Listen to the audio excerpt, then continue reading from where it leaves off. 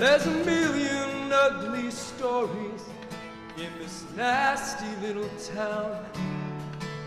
There's punks who think there's glory in burning churches down, but their victims know no power in hate or in despair. Trust in a mountain of forgiveness somewhere.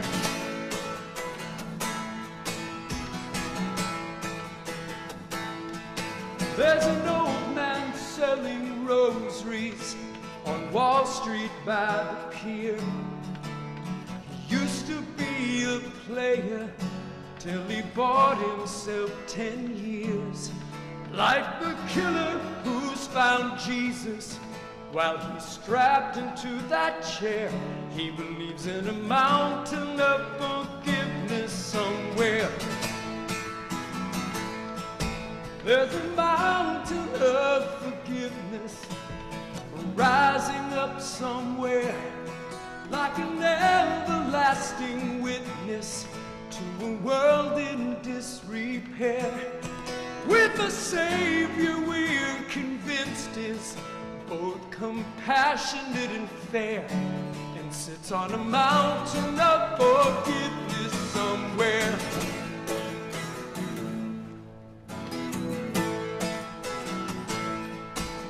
A husband leaves the factory and drives on past his home.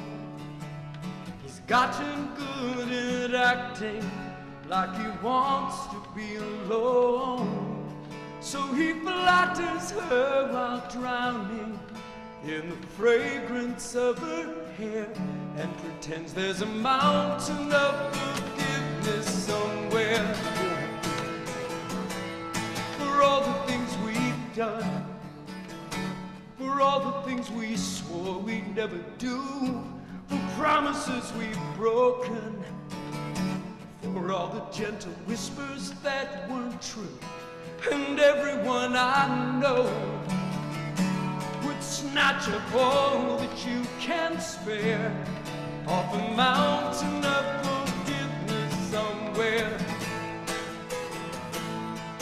It was a clear September morning when they brought those towers down. Some said we had warning, there's no solace in that now. After 20 years of fighting, it's no surprise that no one cares. Can't find a mountain of forgiveness somewhere. I tell myself I'm better, I tell myself I'm good, simple and unfettered, and so misunderstood. Oh, but who can climb the summit or even breathe the air on a mountain of forgiveness, on a mountain of forgiveness, on a mountain of forgiveness somewhere, somewhere.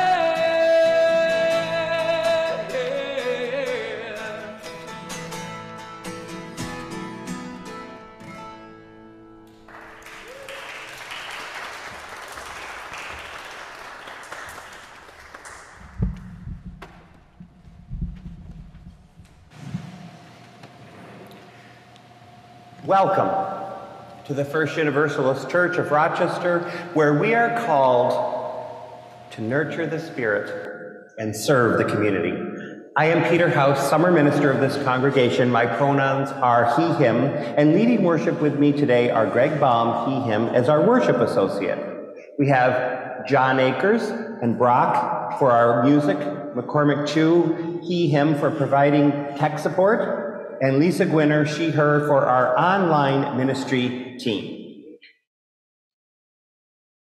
If you are here for the first time this morning, we especially welcome you. Thank you for making it to this worshiping community. We have a visitors form that can be found in the chat for our folks online and can be accessed by scanning a QR code in your pews or on the back of your order of service. Please fill out the form so that we may offer you a welcome beyond this worship service.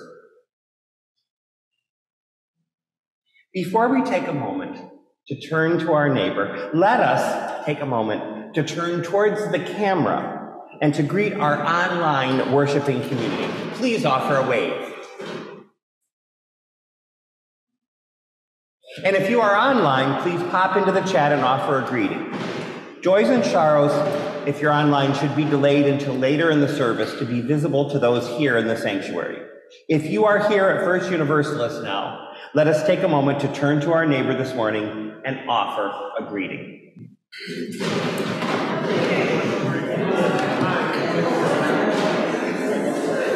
Good morning.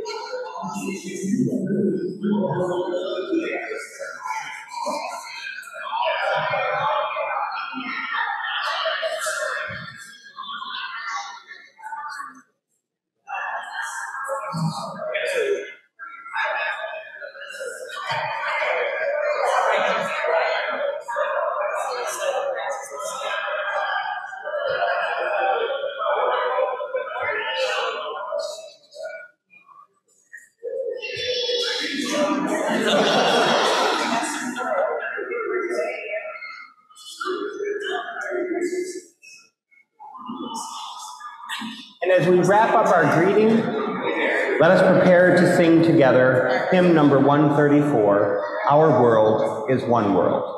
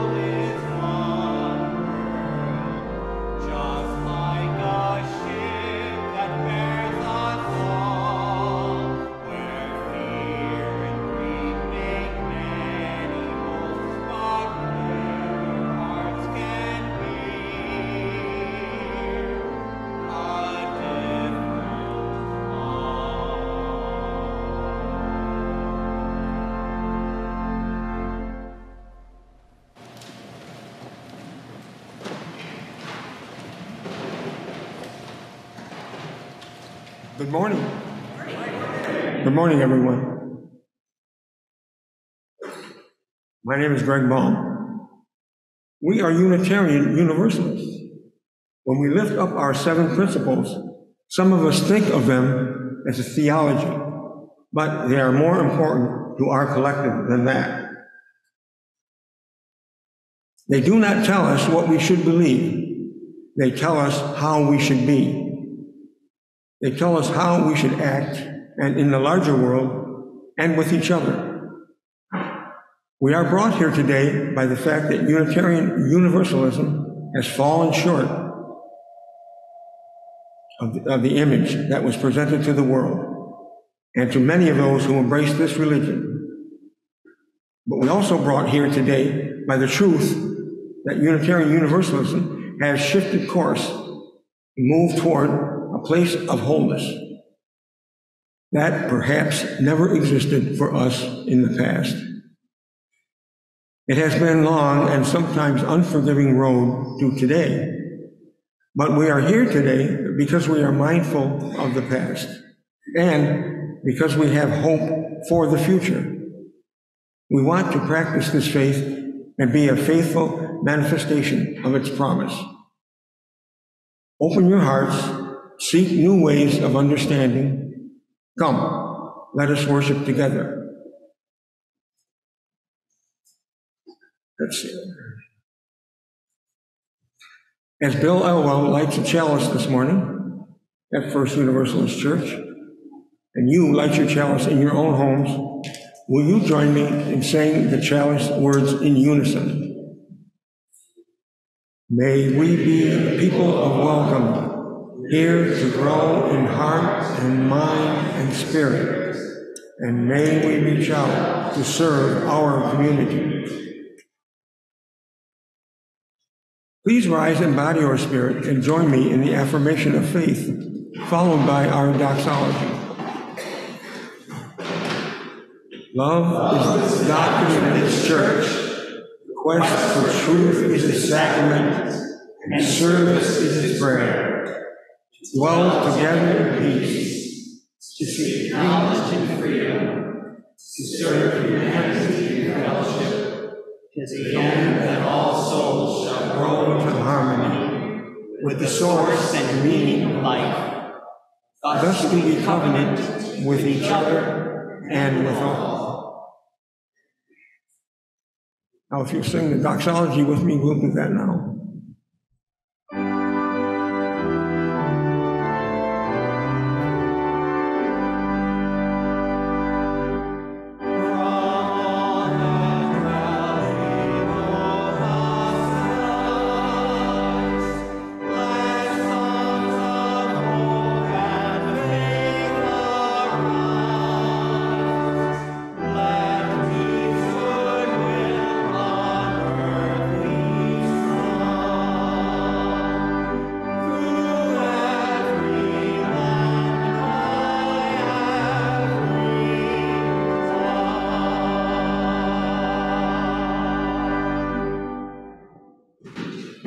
Today is food in gathering for the Nestor Street people that hand out the food. If you'd like to bring anything up and put it in the baskets, you may do so now, or you can do it later if that's what you want to do.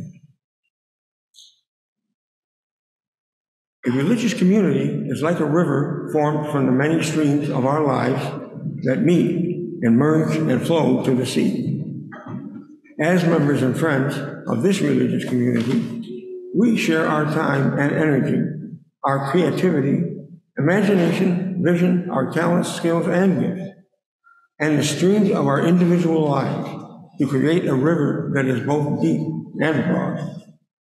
A river that is made of many streams, sustains life, and refreshes the land in which it flows. But the river of this community also depends on our shared financial support. That makes real our shared visions and values. We will now receive the offering for the support of this religious community and its work in the world. You are invited to give generously and joyfully as you will enable.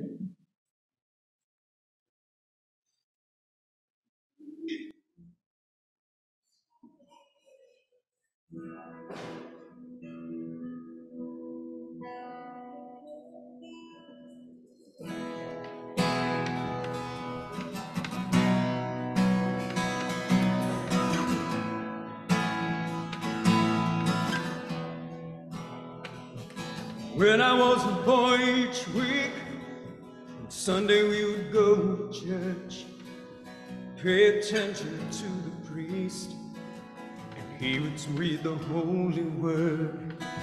He'd consecrate the holy bread, everyone would kneel and bow.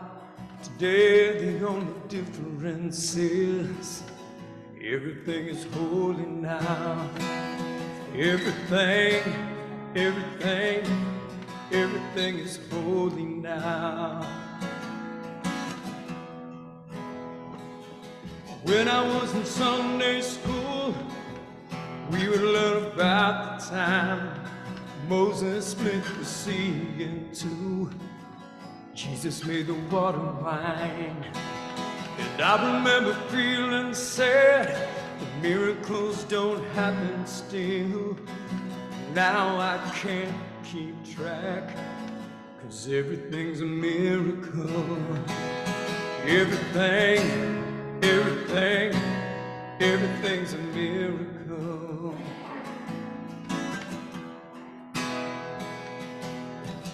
Wine from water is not so small, an even better magic trick than anything is here at all.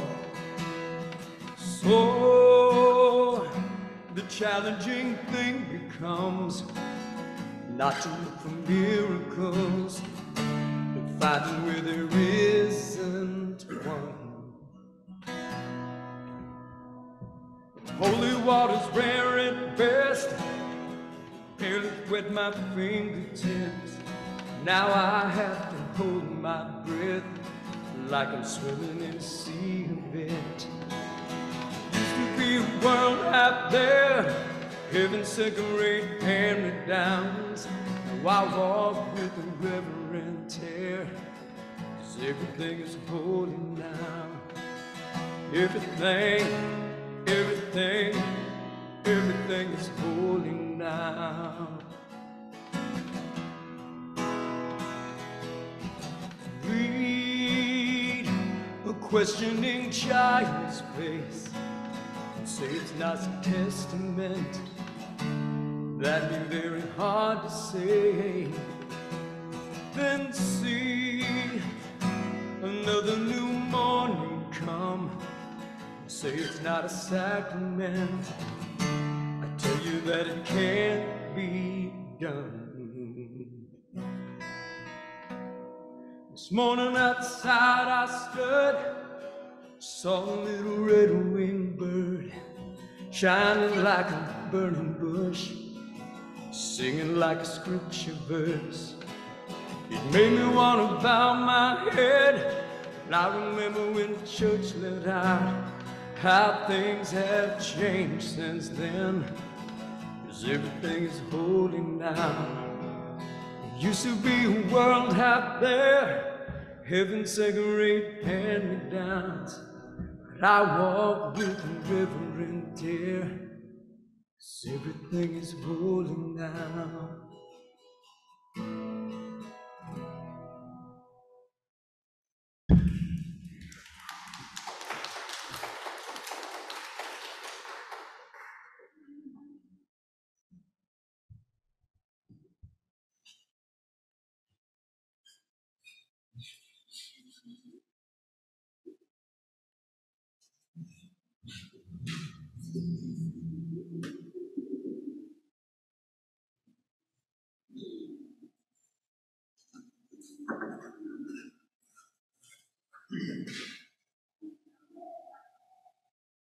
I invite you now into this reverent time of sharing the joys and sorrows of our gathered community. If you would like to, you can place your hand over your heart to be able to listen from this heart-centered place.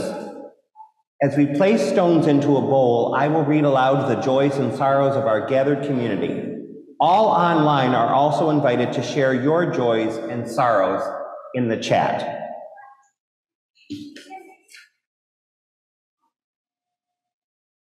A sorrow from Connie Volk.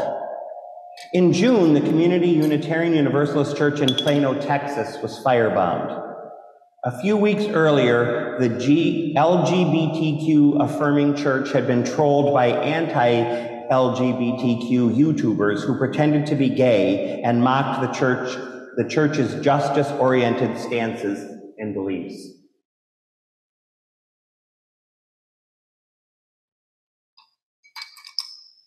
A joy from Marty Eggers. My daughter Katie is recovering amazingly well after undergoing a mastectomy 10 days ago. Gratitude to her wonderful book group who are supplying meals for 3 weeks.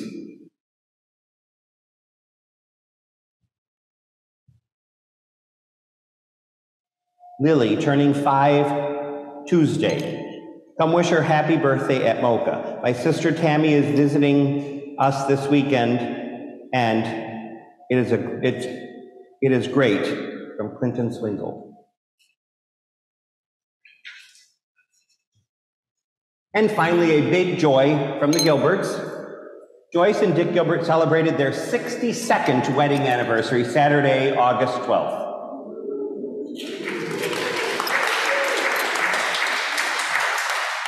Take heart, according to them, the first 62 years are the hardest.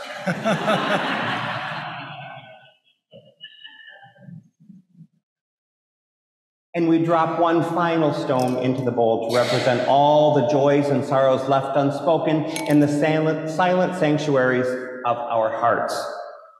May all be held in the heart of love.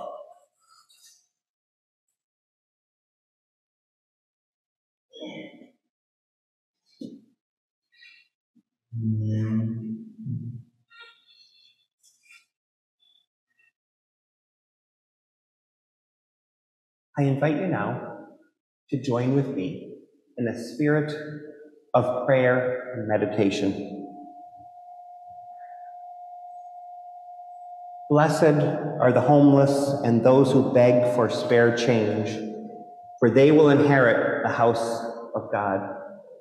Blessed are the Black mothers who lament the deaths of their sons at the hands of the state, for they will be comforted. Blessed are the lesbian, gay, bisexual, transgender, queer, intersex, asexual, pansexual individuals who reflect the very image of God, for they will inherit the earth. Blessed are the undocumented workers whose labors are hard and whose fear of deportation is real every day, for they will produce many fruits to sustain the kingdom of heaven.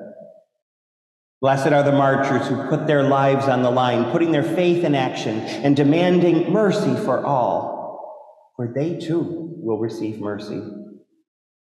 Blessed are the disenfranchised children of Flint, Michigan, of the south side of Chicago, of the boroughs of New York, of Aleppo and Syria, of Haiti, Zimbabwe, Ethiopia, and all of Africa, as well as those here in the city of Rochester, for they will see God. Blessed are the peacemakers, as named by Martin Luther King Jr., who continue to strive in making his dream a reality, for they will be called the children of God.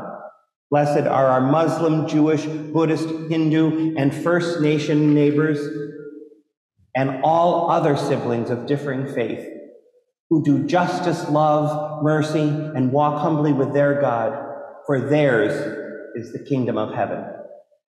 Blessed are those who are detained, deported, and unjustly held on account of showing radical love and grace to a world filled with violence and hate, for their reward is great in heaven.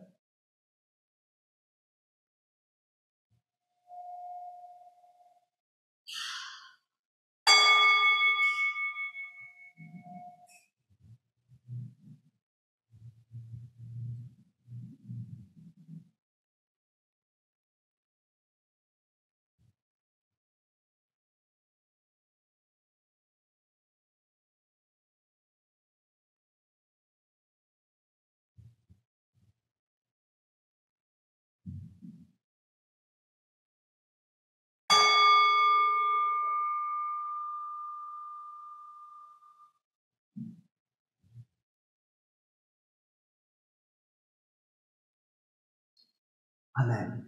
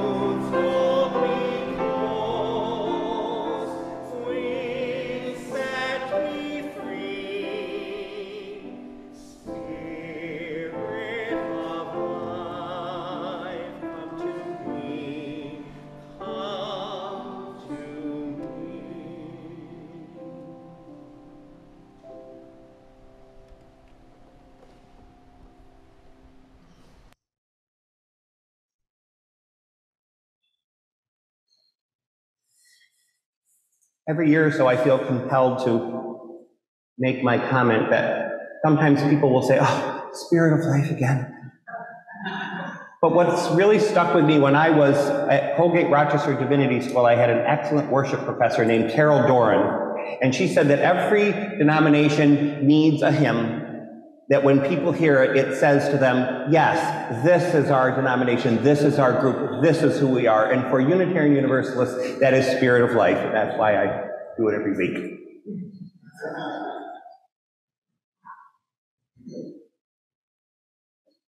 So we've all had this conversation. Unitarian Universalist? What's that? I've spoken with people who have said, it sounds like a cult. I've also talked with other people who say, oh yes, it's just like the Baha'is. Well, for the record, except for the fact that we both, albeit in very different ways, draw wisdom from all of the world's religions, we really have fairly little in common theologically with the Baha'is. But that would be a whole different sermon.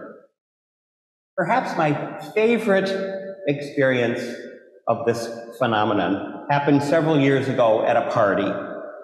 It was during the time before I met Michael when I was single, and someone that I had just met asked me to go to a party as his date. I didn't know anyone there. And we've all had this experience where your date ditches you after you get to the party and you have to kind of fend for yourself. So that's the position I was in when I was in the kitchen, and I found myself on the periphery of this conversation about religion. Everyone in the group was deferring to a middle-aged woman with a gorgeous, thick mane of salt and pepper hair, a very eccentric fashion sense, and an extremely charismatic presence. She has a degree in world religions, one of the guests whispered to me as everyone stood in a circle around this woman, listening to her expound on her knowledge of Unitarian Universalism. She began, those Unitarian Universalists are a strange bunch. They started in California in the late 60s, she explained. You see, she went on, the Flower Children had this brilliant insight that all of the world's religions had the same basic message. But they also felt that all of these messages had been co-opted and perverted by authority figures who oppressed their members and cozied up to the rich and powerful. So the Flower Children founded a church in San Francisco based on two principles. One, that there is equal wisdom in all religions, and two, that no one has any more authority than anyone else, so they have no leaders and no clergy, much like the Quakers. She went on. They're also very liberal, and they're very accepting of things like sex outside of marriage, gay relationships, and even socialism. So she went on to explain that the movement caught on very quickly and spread all over the U.S.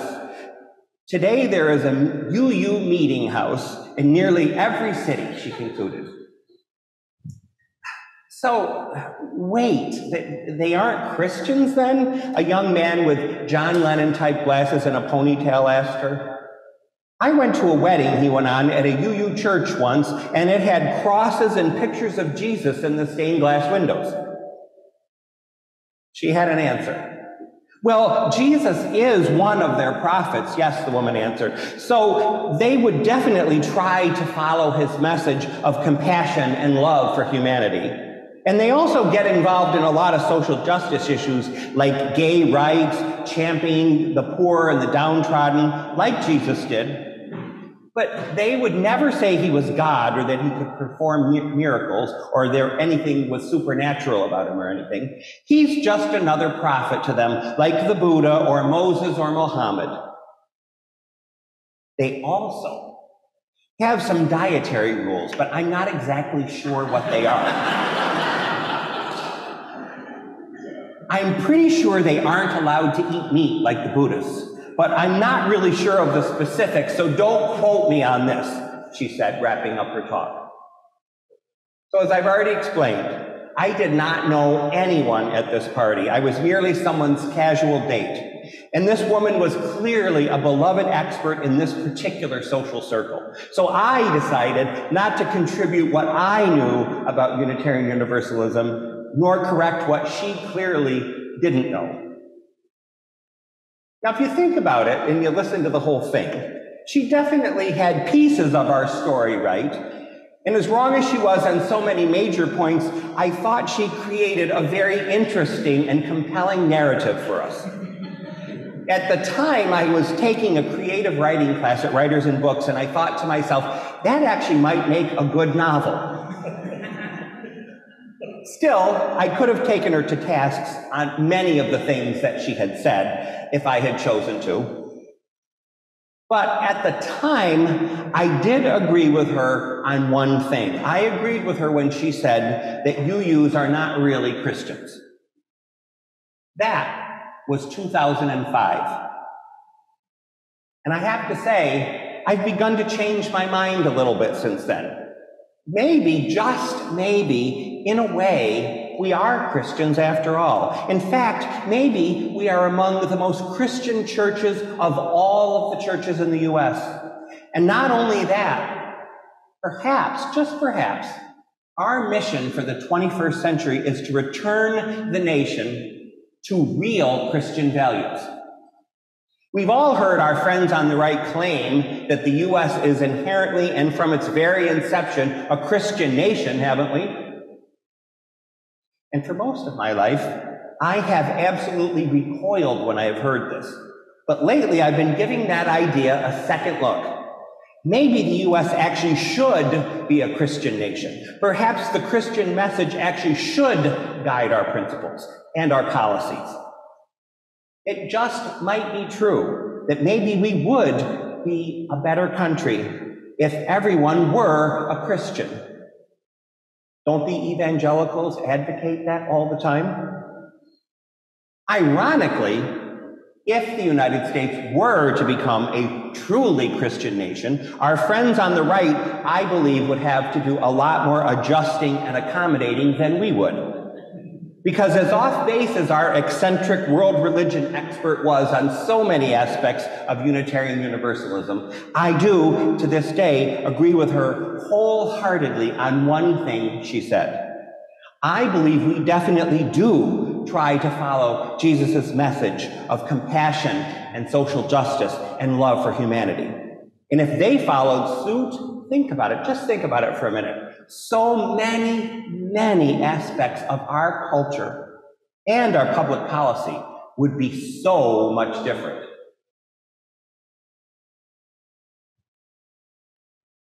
Facebook may have its downsides, but you have to admit, if you've been here on a regular basis, that it certainly gives me lots of preaching material.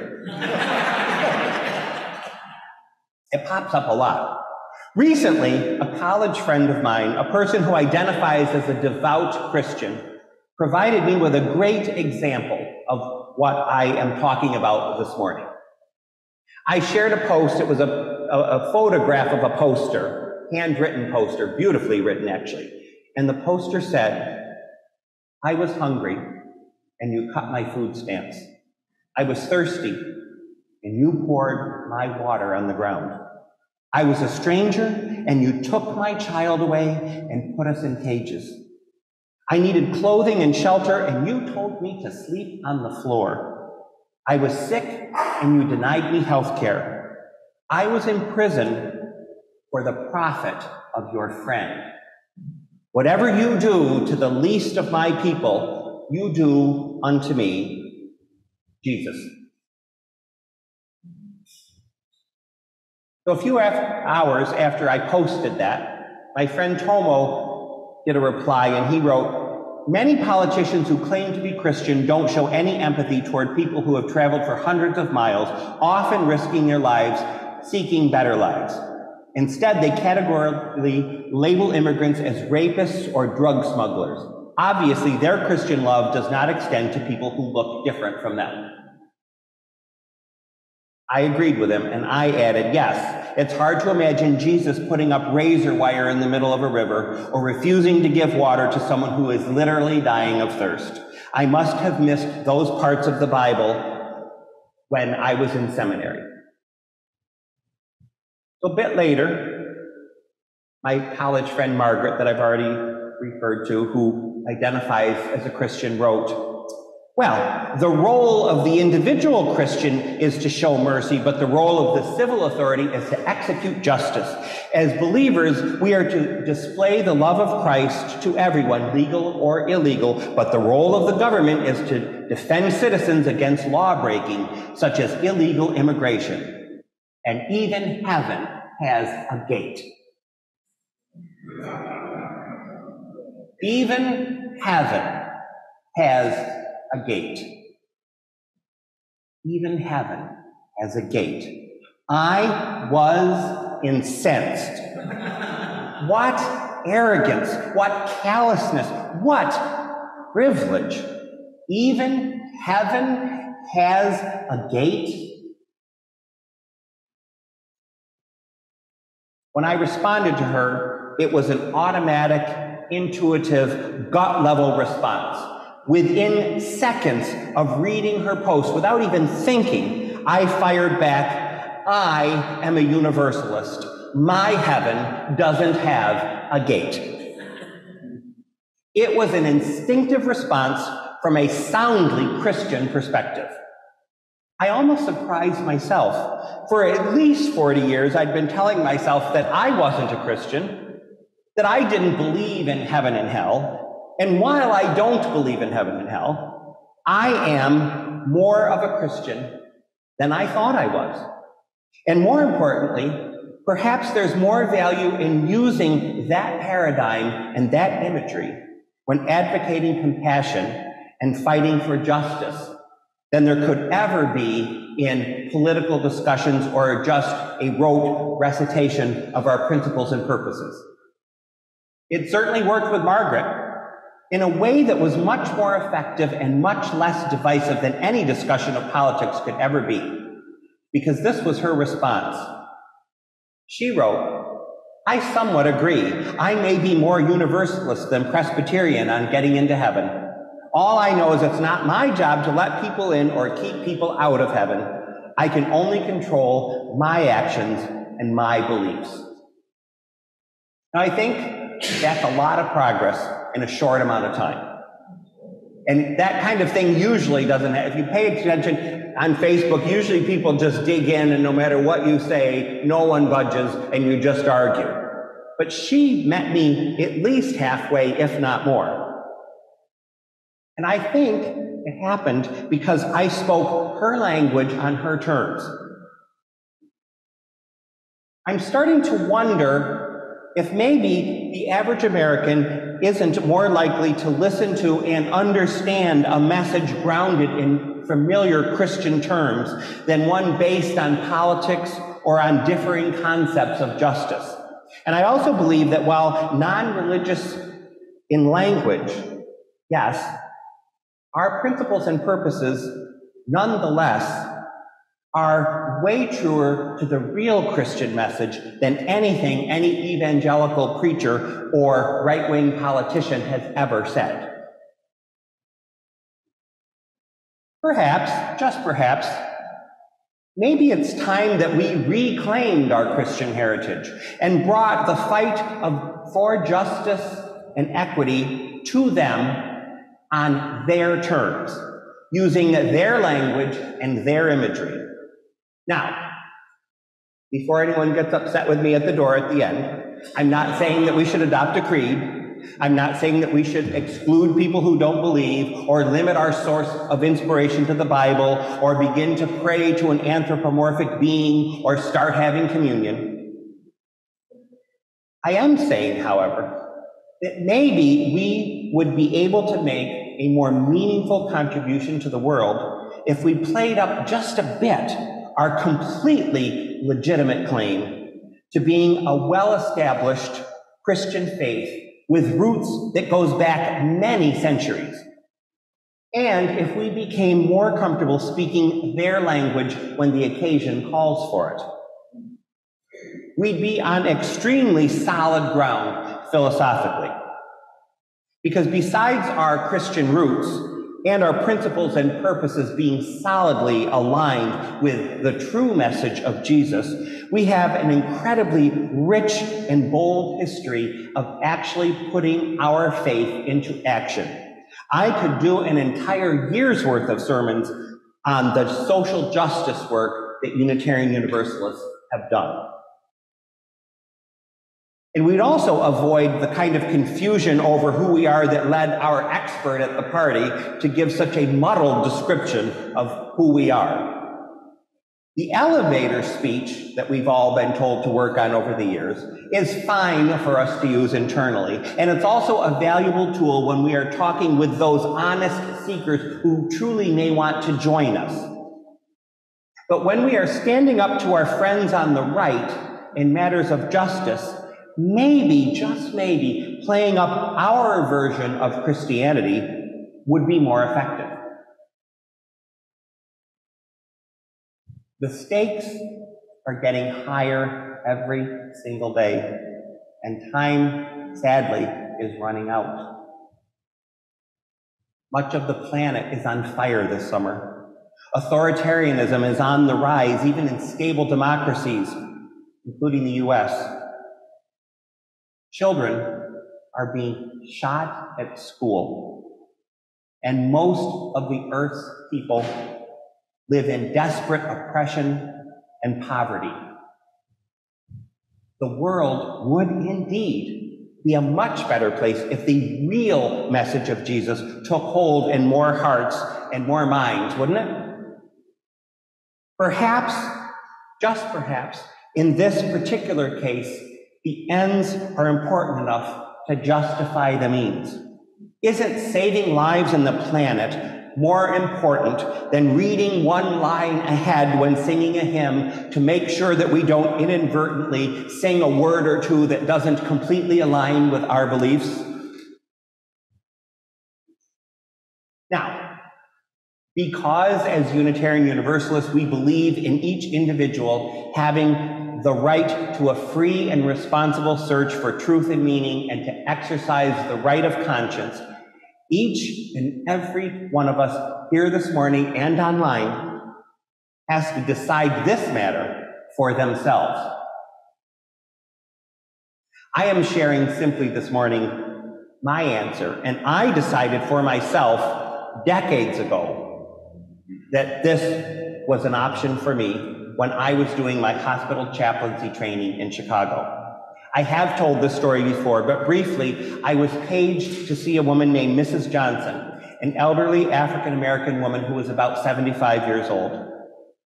Mrs. Johnson had had a very hard life, living for over 30 years in the Cabrini Green housing project. She lamented that most of her grandchildren were involved in drugs, her son was in prison, and her daughter was too busy to visit her. She told me about life in Cabrini Green. It's rough, she said. You can't even leave the doors and windows open when it's hot because strange men come running into your apartment, hiding from the police. Mrs. Johnson told me that she was feeling the lowest she'd ever felt in her life. And as we talked, it became clear to me that the only thing that stood between Mrs. Johnson and complete despair was her faith in Jesus. I keep telling my roommate here that all I need is Dr. Jesus, Mrs. Johnson told me. All I got is God. My whole family has forgotten about me. I've got no money, and I've got cancer. It's all so sad. All I have left is Jesus and the good book. But that's all I need, isn't it, Reverend? She asked me. You're the only person around here who can understand me, she went on, confident that I shared her theology. The doctors here think I need pills and medicine, but they're wrong because the pills can't do nothing without Dr. Jesus. Am I right, Reverend? She asked. Mrs. Johnson was in despair. She was lonely. She needed to have her experiences heard by another person, and she needed someone to share her reality with her. And she also needed to speak to someone who could validate her faith in the one thing she still had, and that was her faith in Jesus. I said nothing, really. My role as chaplain was enough for her to simply assume that I shared her faith in the way that she shared it, and in the way that she felt it. It sounded as if there were few religious people in her life, and she needed at that moment to see evidence of God and godly people. So at that moment, I was her witness for Christ. It didn't matter that my theology was very different from hers. In fact, if I had told her, think about this, if I had told her what I really believed, especially what I really believed then, I would have failed her miserably. I would have changed from a beacon of hope into another reason for despair right in front of her eyes. A minister who doesn't believe that Jesus was God, surely another sign that the end times are near. I needed at that moment to set myself aside, and if I had not done so, I really would have been saying to Mrs. Johnson and to the universe and to whatever God we may believe in, this isn't my job, get someone else. Obviously, I have plenty of opportunity to discuss my own personal theology when I want to do so. But I had only one opportunity to provide some much needed comfort to someone who was in desperate need. So that experience was 25 years ago or so. And I've been thinking about it. And I've decided that if speaking as a Christian is okay when providing comfort, it is also okay when fighting for justice as well. And I'm not being dishonest or false to my beliefs either, because I most definitely am a Christian, if you define it the way our eccentric party-goer expert did. A person who tries to follow Jesus' message of compassion and justice and love for humanity. Not only is there nothing non-Unitarian Universalist about that, I would argue instead it is the very essence of our faith. Our first principle affirms the inherent worth and dignity of every person. Isn't that the central message that Jesus brought us? Justice, equity, and compassion in human relationships? Well, that's so obvious, it doesn't need to be said. Acceptance of one another? You can't have compassion without full, unconditional acceptance, the kind that Jesus modeled. Affording everyone the opportunity to pursue a free and responsible search for truth and meaning?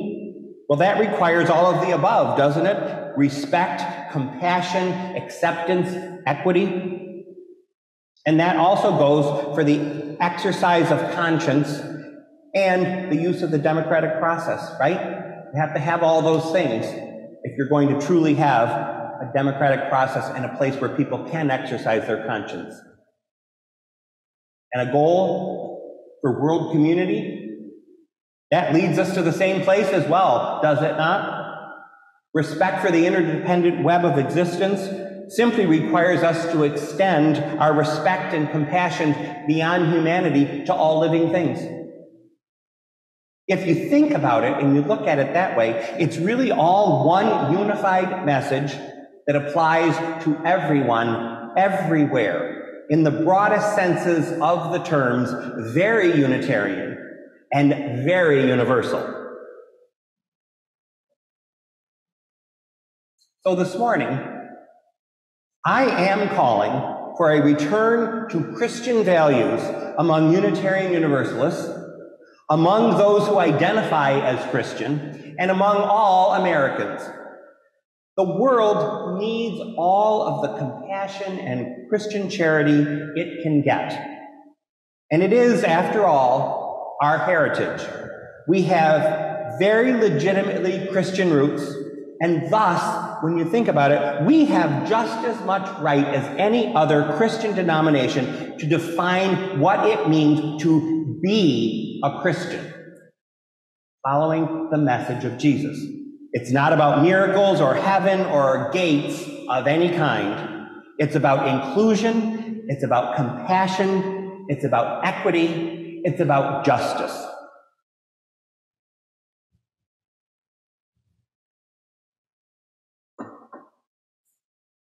Spoiler alert.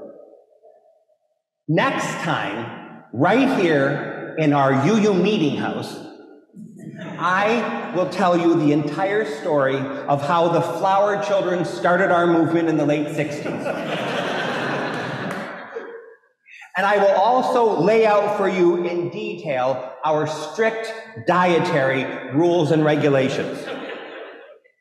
But feel free to wear your most eccentric outfit because you want to make sure that you'll fit in.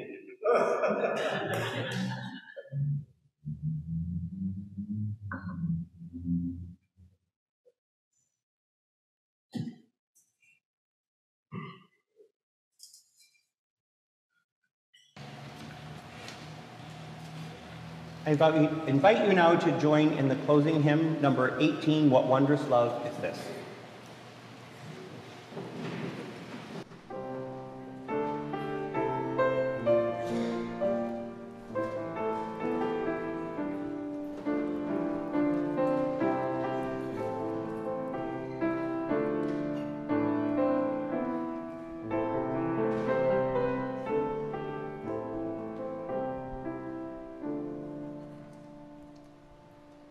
What wondrous love is this?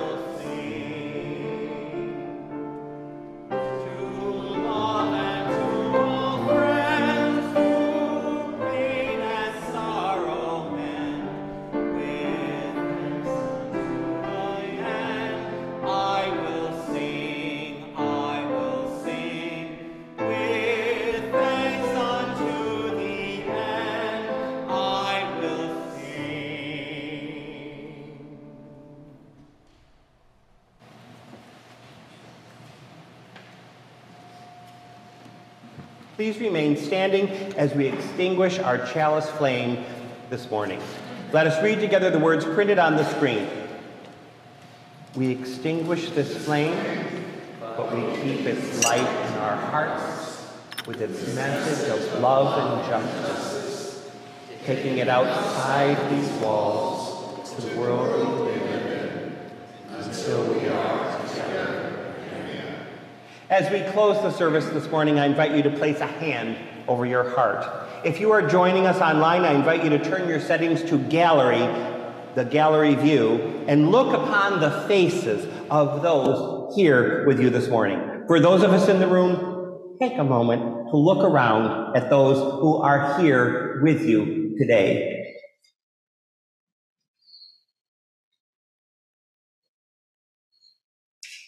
Beloved community, as we depart this holy space, nourished and renewed, let us live into our dreams and expand our circle of justice to encompass all of creation. Let us love one another and the earth, for as a body is animated through the relationships among its many parts, so God is made manifest among us through compassion and love.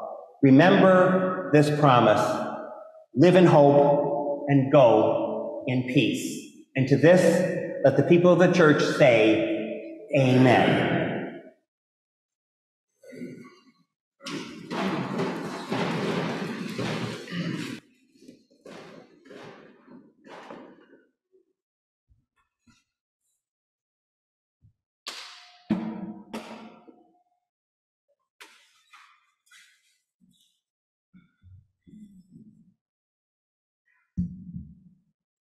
Peter and I have done this together long enough that I can usually guess kind of where he's going just by the blurb he puts out. So I had to, let's see. I figured I had to do one for all my old hippies in the room since I knew that's kind of necessary. Amen. Because Tara's not liking the room today. She doesn't want to stay in tune. Well, it's also a user error, but yes. Thanks, I appreciate it.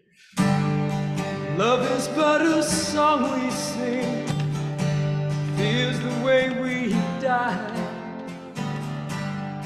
You can make the mountains ring, or make the angels cry. Though the bird is on the wing, you may not know why. Come on, people now, smile on your brother, everybody get together. Try to love one another right now. Don't be shy. Some may come and some may go, he will surely pass. When the one that left us here returns for us at last, we are but a moment's sunlight fading in the grass. Come on, people now, smile on your brother, everybody get together. Try to love one another right now. Come on, people now, smile on your brother, everybody get together. Try to love one another right now.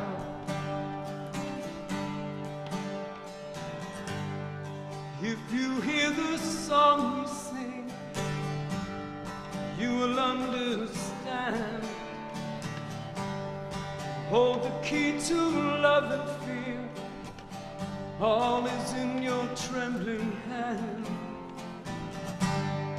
Just one key unlocks them both, it's there at your command. Here we go. Come on, people now, smile on your brother, everybody get together. Try to love one another right now. Come on, people now, smile on your brother, everybody get together. Try to love one another right now.